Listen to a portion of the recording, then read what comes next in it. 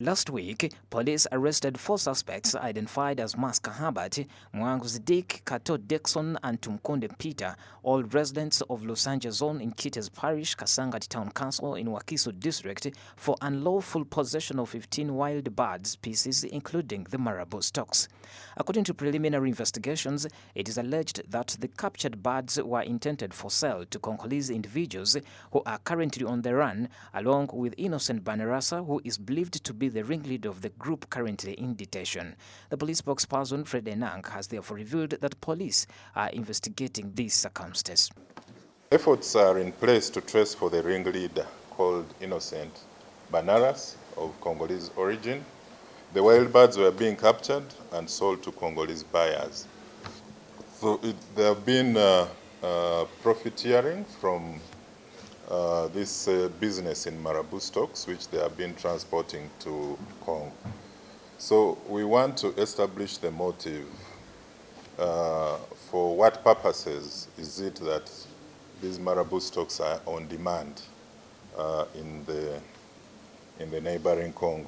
Fred states that the suspects will be brought before the courts of law, but he also denounced the false information that was widely spread that these Marabou stocks were brought to Namugongo. 4 suspects who were found in unlawful possession of wild species, that is Marabou stock, they are to be charged in court, most likely today. But of course, why we've come out to give additional highlights is there was some negative propaganda where people were claiming that these wild birds were being transported to Namugongo, and it paints a very, very bad image after having a very successful event which is followed by millions across the globe. So when you start painting a popular religious pilgrimage with such negative stories, it is really bad.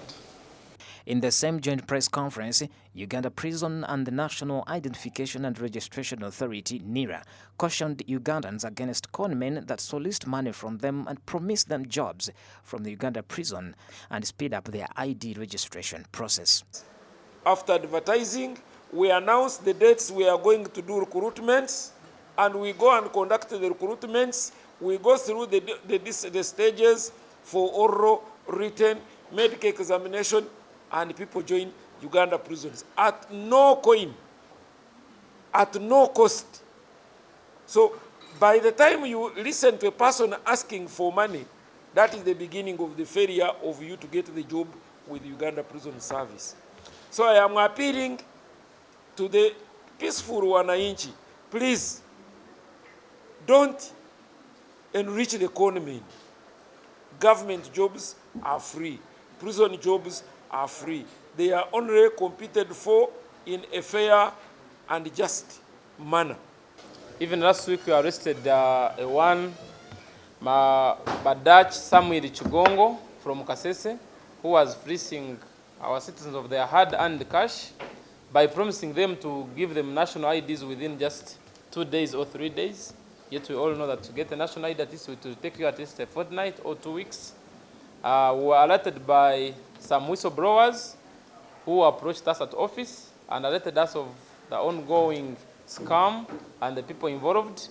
I personally used my own phone, and I made a phone call and reached out to this very gentleman and tried to interrogate him, tried to to establish whatever he was planning to do. I told him how I had only 300,000 and I needed my ID in 4 days. He just told me to increase the figure to 700,000 and he would be able to give it to me in 2 days. So we can see how our dear citizens are suffering with such fraudsters and conmen. According to 2022 crime report, the crime rate shot up to 18%. The report further indicates that a total of 231,653 cases were recorded in 2022 compared to 196,081 in the previous year.